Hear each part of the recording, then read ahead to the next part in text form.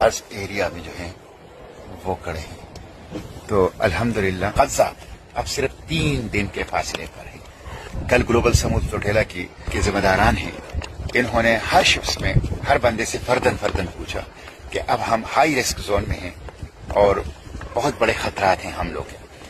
तो अगर कोई वापस जाना चाहे तो वापस जाएं। यहाँ तक जो आप लोगों ने हमारे साथ सफर किया, इसमें भी हम आपका शुक्रिया अदा करते हैं। हम आपके लिए वापसी का बंदोबस्त करते हैं, आप वापस जाएं। ये बिल्कुल वही मंजर था जो हजरत इमाम हुसैन रज़ी अल्लाह अन्हु ने करबला के मैदान में अपने साथियों से कहा था कि रात के अंधेरे में अगर कोई वापस जाना चाहे तो जा सकते हैं। बिल्कुल उसी तरह कोई वापस नहीं किया। वापस जाने के लिए कोई आया ही नहीं है, मुस्लिम है या गैर मुस्लिम, वो गज़ा को बचाना चाहता है। तो इंशाअल्लाह हम गज़ा पहुंचेंगे।